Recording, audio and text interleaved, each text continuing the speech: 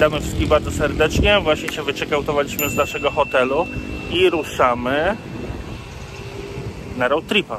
Także widzimy się niedługo, kilkadziesiąt kilometrów dalej.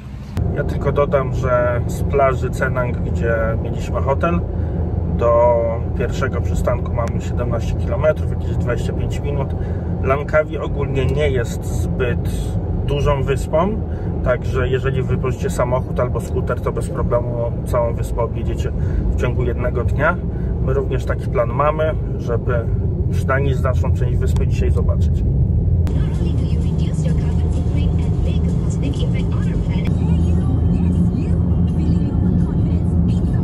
My tutaj już jedziemy na tripa, jeszcze nie pokazaliśmy Wam, skąd mamy samochód, także szybkie przenosiny w przeszłość i zobaczcie, co działo się wczoraj wieczorem. Idziemy wypożyczyć furę i będziemy robili objazd. Tutaj już wszyscy oczywiście chcieli nam sprzedać swoje samochody. Przyszliśmy do naszego rentala i zgadnijcie co? Nikogo nie ma. Także jakaś pani z innego rentala powiedziała, że zadzwoni, postara się kogoś znaleźć. Business hours, jakbyście się zastanawiali, do 21. Jeśli chodzi o rezerwowanie samochodu, to na Langkawi zupełnie nie ma z tym problemu. Już jak się wyjdzie z samolotu na lotnisku, to jest milion ludzi podchodzących do Ciebie, chcących sprzedać swój samochód. Również na ulicy w mieście bez problemu można wypożyczyć, natomiast my stwierdziliśmy, że wolimy zarezerwować online, bo w tych rentalach takich ulicznych na przykład trzeba było depozyt cashem płacić, czego my za bardzo nie chcemy, także tutaj wszystko jest online. Zobaczymy, jak będzie samochód. Papiery wypełnione. Teraz idziemy odebrać samochód. Pan nas do niego prowadzi, także tutaj wszystko jest dość mocno manualnie zrobione, ale fajnie, bo dzięki temu jest wygodnie. Wiemy, gdzie iść, pan nam wszystko pokaże i pojedziemy. Furę już mamy. Teraz trzeba się jej tylko przyjrzeć, albo najlepiej nakręcić film, gdyby coś tam było nie halo przy oddawaniu. Wiecie, zawsze lepiej to zrobić, żeby było w porządku. Jeżeli będzie wszystko ok, nam się nigdy nie zdarzyło, żeby ktoś miał problem z nami, ale rzeczywiście zawsze w razie czego lepiej mieć. Tutaj pan bardzo dokładnie sprawdzał ten samochód, tłumaczył nam, na co mamy uważać, czego nie uszkodzić, bo nie ma tam uszkodzeń, więc wierzymy, że będzie wszystko w porządku. Fura wygląda bardzo fajnie i muszę powiedzieć, że jest taka dużo fajniejsza niż tą, którą dostaliśmy w Tajlandii. Wygląda samochód na całkiem nowy, sprawny. Nie znamy tej marki, ale tutaj jest ona bardzo popularna.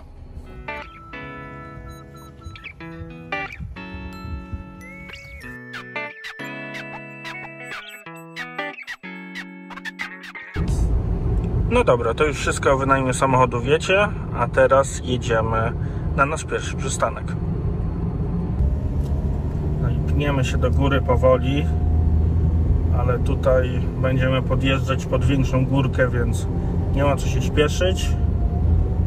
Samochód mamy lepszy niż na Phuket, ale mimo wszystko spójrzcie, na jakie górę my tu będziemy wjeżdżać. Dojechaliśmy, zaparkowaliśmy, a teraz będziemy wybierać się tam. Widzicie? O, może teraz lepiej. Strasznie wieje. To jest miejsce, gdzie się widzimy później. Tak naprawdę to Wam jeszcze nie powiedzieliśmy, gdzie idziemy, także idziemy dzisiaj na jedną z najsłynniejszych atrakcji Malezji, czyli tak zwany wiszący Sky Bridge. Taki most szklany, w dużej mierze szklany, który jest jeszcze dodatkowo zaokrąglony i ma 125 metrów. A żeby tam się znaleźć, bo on znajduje się na szczycie góry, musimy wziąć tak zwaną podniebną taksówkę. I właśnie do niej zmierzamy. Dokładnie, ja się zastanawiam, czy tam na górze będzie tak zimno, jak byliśmy na przykład we Włoszech na Montebaldo, bo wtedy było 20 stopni na dole, a jak wyjechaliśmy było 13. Ciekawe, nie będzie tam wcale tak zimno. No i już pokazuję, że Skycap prosto. To są, wiecie, takie gondolki oczywiście. My ludzie w Europie jesteśmy do tego przyzwyczajeni, bo jeździmy na nartach. Ale tutaj to rzeczywiście jest wielka atrakcja. No i doszliśmy do miejsca, gdzie kupuje się bilety. No i teraz będzie ta śmieszna część, bo myśmy kupili bilety online, ale ich nie dostaliśmy. I teraz nie bardzo wiemy, co zrobić, Ale zaraz znajdziemy kogoś z obsługi i się zapytamy. No dobra, słuchajcie, jak się okazało, kupiliśmy bilety online, ale nadal trzeba podejść do kasy. Pani zabiera wam telefon, wpisuje wszystko do systemu i dostajecie normalne bilety. Także idziemy teraz szybko do wejścia. Co jest ciekawe, słuchajcie, tutaj nie możecie mieć swojego picia ani jedzenia. Także pewnie ze względów przeciwterrorystycznych idziemy teraz do naszej gondolki.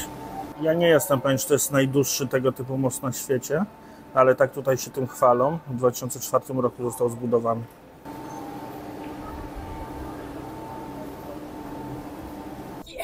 So windy. It is really windy. What if there's another gondola? You see the other gondola?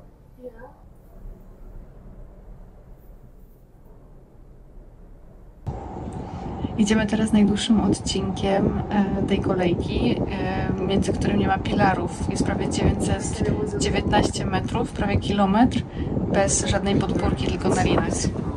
Jest jedno z najdłuższych na świecie. Robi wrażenie, naprawdę. Jesteśmy już na górze, wchodzimy na taras widokowy. Tutaj ludzi już zdecydowanie więcej. Ale zaraz zobaczymy, jak to wygląda. Widok zacny, widać praktycznie całą wyspę z każdej strony. Także widać, gdzie się kończy wyspa, zaczyna woda. Jesteśmy naprawdę wysoko, jest naprawdę fajnie. I tak mocno nie wieje na razie.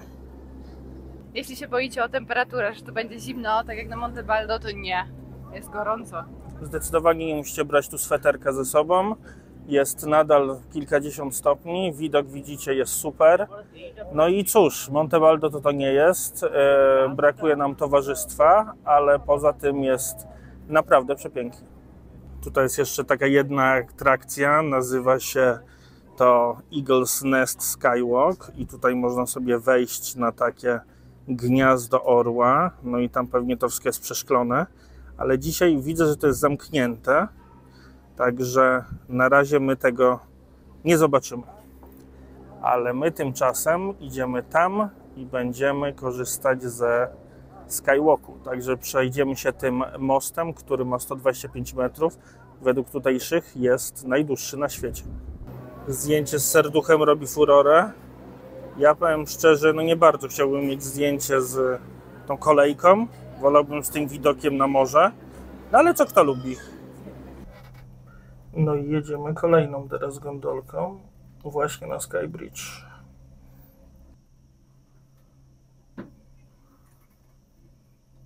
Jak ktoś chce lodzika na szczycie, to nie ma problemu.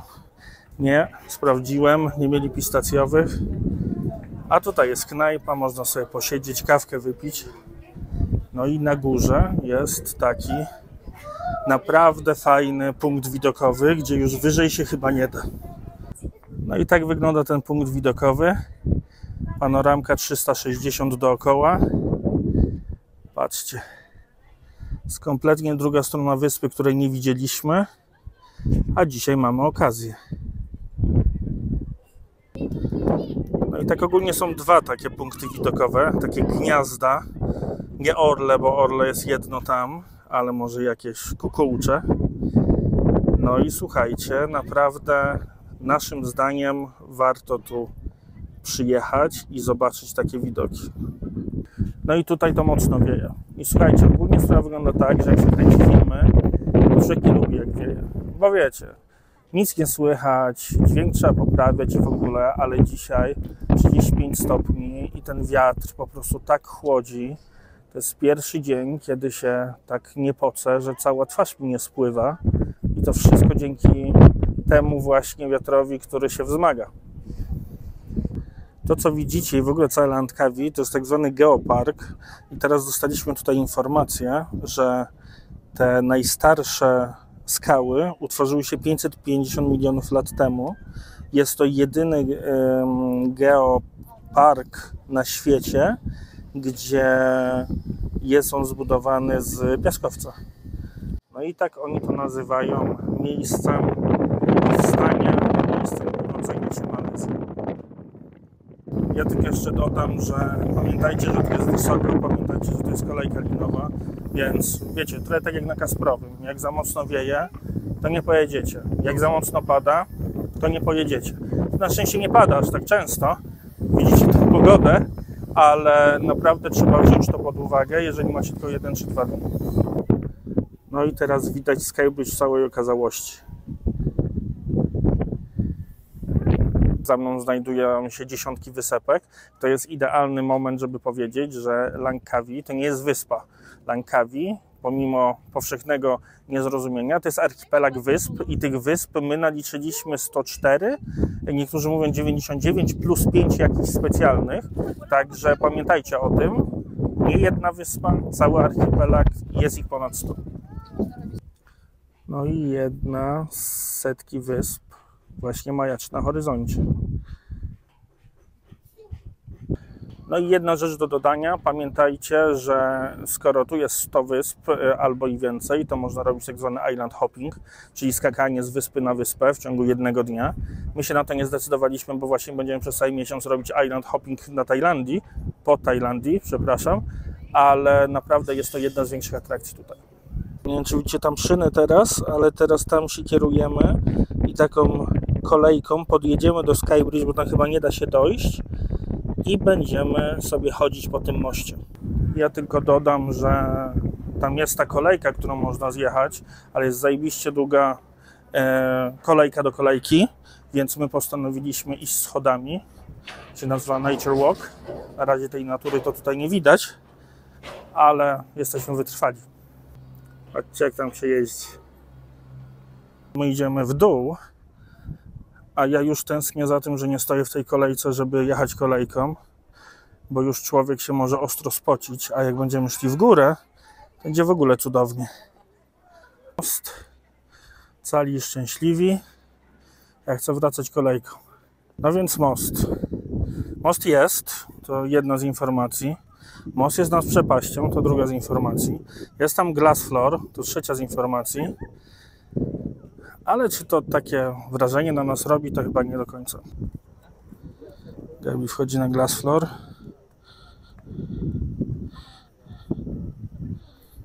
Powiem wam, że widok...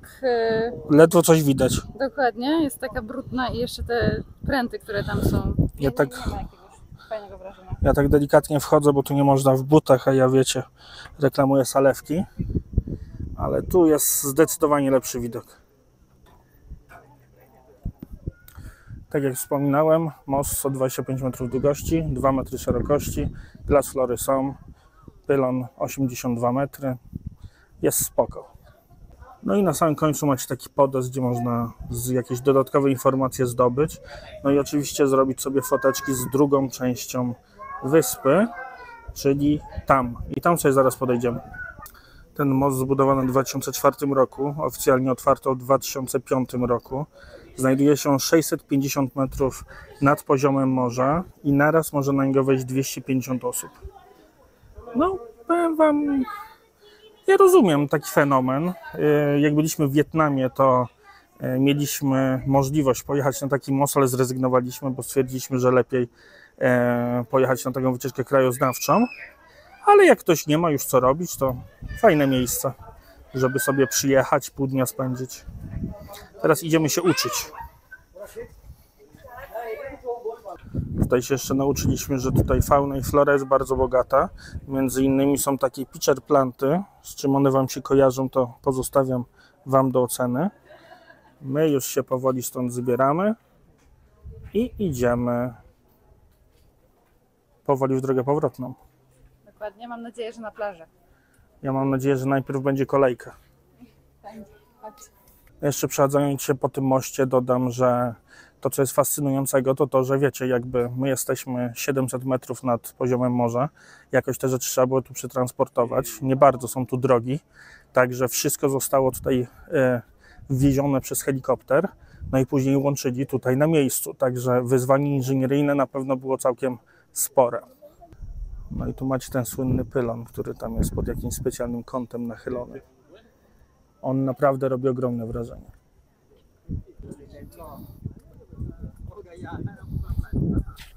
Tak, live. Powiem tak, ogólnie warto tu przyjechać, nie jest to jakoś mega drogie, jesteśmy zadowoleni, pogoda się udała, ale sam ten most robi najmniejsze wrażenie z tego wszystkiego, także wiecie, on niby jest najdłuższy na świecie, ale ma tylko 125 metrów, przejście zajmuje może 30-45 sekund, widoki są ładne, ale tam gdzie jest wyżej jest jeszcze ładniej, także nie bądźcie zawiedzeni, bądźcie realistami. No i wiecie, teraz mamy decyzję do podjęcia, czy stoimy w tej kolejce, czy idziemy z buta i ćwiczymy nasze łydki. Ja myślę, że pójdziemy z buta, bo my nie lubimy stać w kolejkach, a trzeba ćwiczyć, bo mamy w planie Nepal. No dokładnie, a ci ludzie to jeżdżą jak sardynki w puszkach, w tych gondolkach. Gabi nie lubi się przytulać. Tylko do ciebie. Tylko do mnie nie lubisz się przytulać? Nie, tylko do ciebie lubię. Słuchajcie, tutaj naprawdę jest kilkaset metrów. Ja rozumiem, że jest dużo schodów, ale wydaje mi się, że wiecie, my narzekamy, że jak zrobimy 20 000 kroków, to jesteśmy zmęczeni, przeszliśmy 15 km, bolą nas nogi, albo weszliśmy na Wielkiego Buddę 4 km cały czas wchodząc pod górę. Ale tutaj Azjaci, to oni naprawdę nie mają kondycji. Wejdą po 3 schodach, przerwa, 3 schody, przerwa. I mówię przede wszystkim o Chińczykach. Nie wiem, z czego to wynika. Muszę się dowiedzieć, bo zawsze mi się wydawało, że Azjaci są naprawdę mocno wysportowani. No i jesteśmy z powrotem na miejscu. Jak widzicie, tu można kupić sobie bilety. Tutaj foteczkę pamiątkową. No jest też jakiś sklep, więc może kupimy coś do picia. Patrzcie, już kończymy nasze lody zwycięstwa. Chcę tylko powiedzieć, że na co komu płacić dychę za kolejkę, jak za tą dychę możemy mieć lody i jeszcze nam sporo zostanie. Mój kolega Kamil byłby ze mnie dumny. Kajlu, pozdrawiamy Ciebie. A tam się kitra małpka, żeby nam zwinąć jedzenie. Ziomeczek nie odpuszcza. Cały czas widzi nasze lody, a są lody zwycięstwa, nie możemy ich dać. Poza tym, żebyście wiedzieli, tu jest zakaz karmienia małp. No i słuchajcie, powrót iście po królewsku. Mamy prywatną gondolę, więc tu możemy podziwiać sobie ten skywalk, ten bridge, czyli most. Tu możemy sobie podziwiać Gabrielkę, tu możemy podziwiać widoki. Dobra, może bardziej tu. Jest awesome.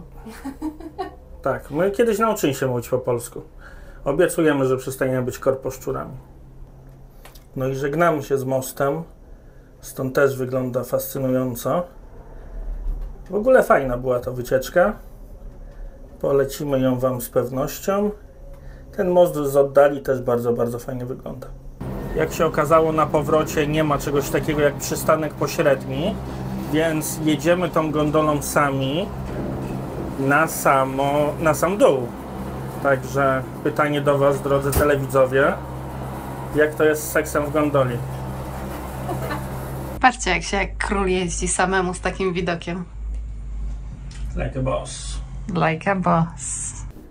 No, widok z gondoli jest naprawdę pierwsza klasa i tak jak ostatnio byliśmy na Monte Baldo i jechaliśmy z 50 innymi osobami, tak teraz jedziemy sami i to jest naprawdę dużo fajniejsza rzecz, bo tak klimatycznie człowiek się czuje.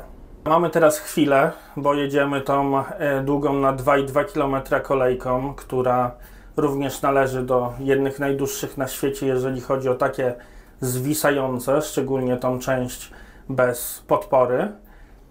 Mi się bardzo podobało. Ogólnie kolejka, wejście na ten Skybridge, te wszystkie atrakcje kosztowały nas 90 myrów od osoby, czyli to jest tam trochę więcej niż 70 zł. I naprawdę za takie pieniądze bardzo, bardzo warto to zrobić, tu przyjechać. Tutaj organizacja też jest bardzo dobra, nigdzie nie staliśmy w kolejkach. No i te widoki. Widoki na pewno były piękne, najfajniejsze z tego wszystkiego, ale też przeżycie jazdy tą kolejką, chodzenia po moście tak wysoko nad ziemią, to też na pewno robi super wrażenie. Także my polecamy. Gabi, polecasz? Tak, jak najbardziej. Mnie się bardzo podobało, widoki piękne, a zresztą to morze, które tak przechodziło fazami do nieba, było po prostu piękne. Nie brak mi słów na określenie piękności tego miejsca, także przyjeżdżajcie i zobaczcie na własne oczy. Także bardzo dużo użyliśmy słowa pięknie, więc musicie nam uwierzyć, że jest pięknie. No a my tymczasem jedziemy na dół i będziemy się kierowali w inną część wyspy. Tutaj jeszcze można iść sobie nad wodospad, ale tak zobaczyliśmy ten wodospad, no i obecnie jest go brak, więc nie będziemy się już tam wybierać, ale widać go stąd bardzo ładnie. Jakby wam obecnie wiało, to dlatego, że ja stoję w klimatyzacji i nie jest to obok, nie jest to gdzieś nieopodal, tylko dokładnie wy.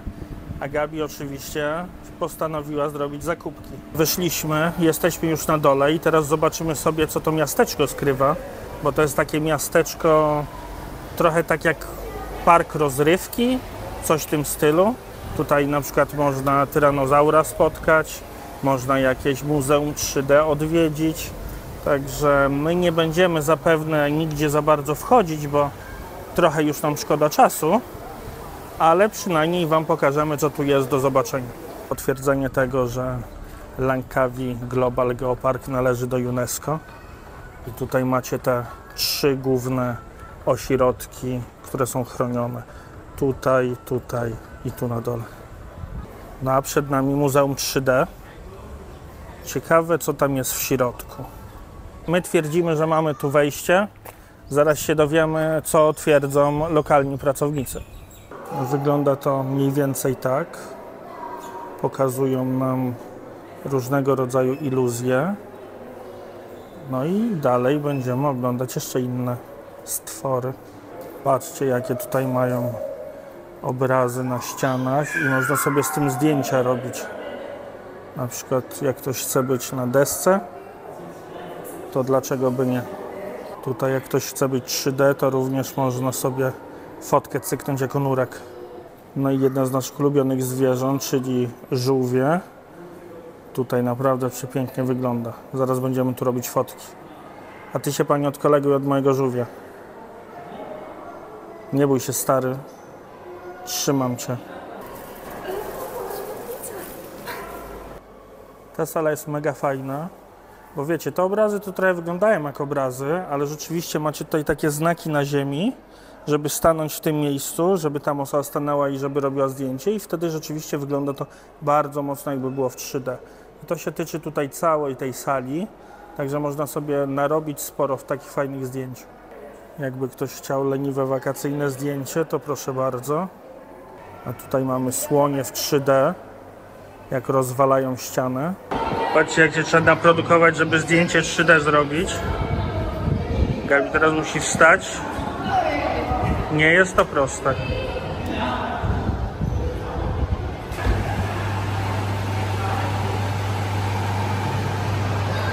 Słuchajcie, my się trochę z tego Muzeum 3D tak podśmiewaliśmy, a naprawdę to jest super zabawa. I ono jest ogromne, jest kilka pięter, są normalnie obrazy, są widoki, są jakieś takie baśniowe postaci. Naprawdę warto tutaj przyjść i trochę się poczuć jak dziecko z powrotem. No i wiecie, jak ktoś nie oglądał jeszcze naszej serii z Egiptu, to my serdecznie zapraszamy. A tutaj małe wspomnienia. Są tutaj też takie klimaty.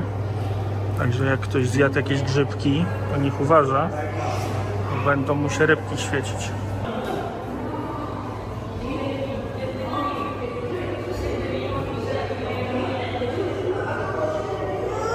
No dobra, słuchajcie, wyszliśmy. Myśleliśmy, że to będzie takie coś, co zaliczymy w 2 minuty, żeby wam pokazać, a był mega duży fan. Tak. Także porobiliśmy sobie setki zdjęć i w ogóle bardzo polecamy. Jak jesteście z dzieciakami, to koniecznie, a jak jesteście bez, to też jest fajnie. Ale bardzo, bardzo mi się podobało, naprawdę dużo fajnych zdjęć mamy. A teraz idziemy szukać T-Rexa.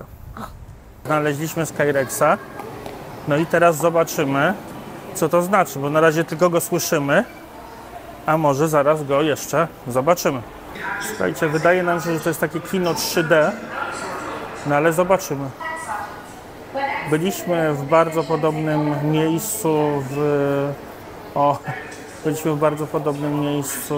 na Florydzie, na przylądku Canaveral.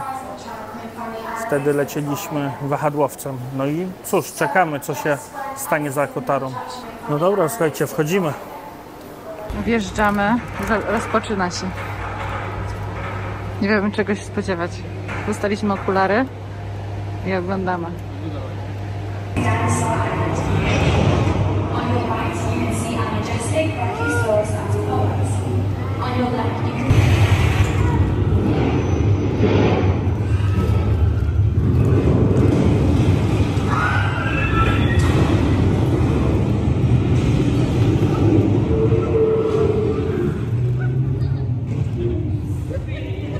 Naprawdę fajne doświadczenie, ten T-Rex. Bardzo mi się podobało. Tak, w ogóle była to nie lada niespodzianka. Niektórzy ludzie wiedzą, jak ja bardzo lubię rollercoastery. Także to był taki rollercoaster 3D w środku budynku. I on był raczej taki dla dzieci, ale mimo wszystko przeżycia były. Nam się wydaje w ogóle, że on był lepszy niż ten, który widzieliśmy w Kennedy Space Center na Florydzie. Także emocje były. Super. Teraz czeka nas jeszcze jedna atrakcja, która jest naszym combo. Nie wiemy kompletnie, co to jest. Nazywa się Skydome. Także tam sobie pójdziemy. Wchodzi się tutaj bokiem. No i zobaczymy, co to jest. Tam mini zoo, tu plac zabaw. Tam sobie jeżdżą gondolki. Także jak widzicie, park rozrywki. Można tutaj cały dzień spokojnie spędzić. Nie mamy żadnego pojęcia, co to może być, ale wygląda, jakby było ostro dla dzieci. No, zobaczymy. Czekamy 10 minut. To wygląda jak takie kino, które jest zrobione na kopulach. Ja w takim nie byłem. Wiem, że takie są w Polsce. Zobaczymy. O, chyba się zaczyna. Selamat datang ke Langkawi Skydome. Platform tinjau yang tercanggih di bumi. No dobra, wyszliśmy. Okazało się, że to jest takie kino na kopule, tak jak w Koperniku można spotkać. No cóż, była to bajka. Bajka była malezyjska. Niektórzy Malezyjczycy bardzo się ekscytowali tą bajką, więc wiecie, ona trochę dla nas jak Tsubasa wyglądała. Nazywała się Thunder Boy.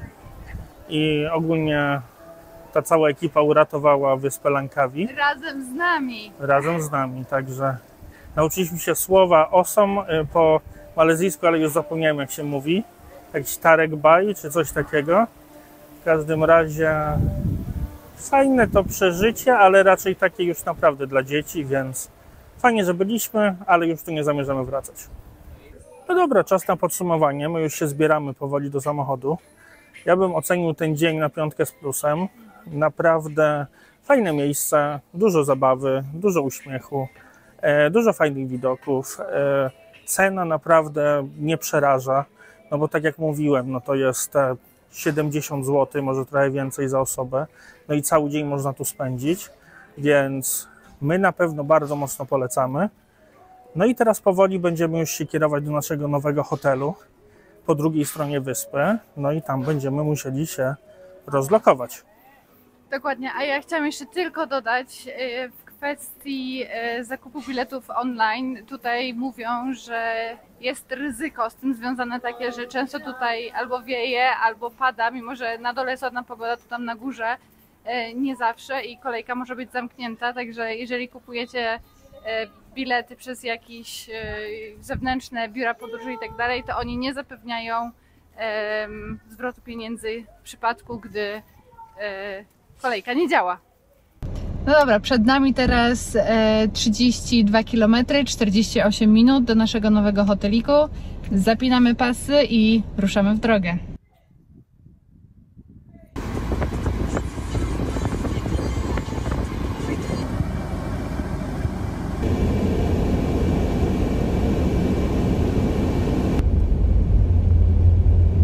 No dużo małpów przebiegł, pieszczek. Patrzcie, jakie małpy spotkaliśmy. Takich jeszcze chyba tu nie widzieliśmy. Próbujemy podjechać do naszego resortu, ale jest bardzo mocno pod górę. My tu sobie gadamy o małpkach. W naszym hotelu to prawdziwy dinozaur. Dojechaliśmy do następnego hotelu. Właśnie się check-inujemy. Spójrzcie, jak on wygląda. Naprawdę domki w dżungli, a po środku piękny basen. Jesteśmy już w naszym hotelu. Raczej taki podstawowy, ale wiecie, jest łazienka, jest gdzie spać, jest klimatyzacja. No i mamy taki widok. Tam, jak sobie spojrzycie, jest przepiękny basen, więc z niego na pewno będziemy korzystać. Dojechaliśmy do naszego miejsca docelowego, także jesteśmy teraz na takiej, wydaje mi się, że zachodniej, albo nie, na odwrót, wschodniej części wyspy. Stąd odpływają promy i pojutrze takim promem odpłyniemy z Malezji do Tajlandii. Przenosimy się mianowicie na najpiękniejszą wyspę tajlandzką według wielu, czyli na Koh Lipę.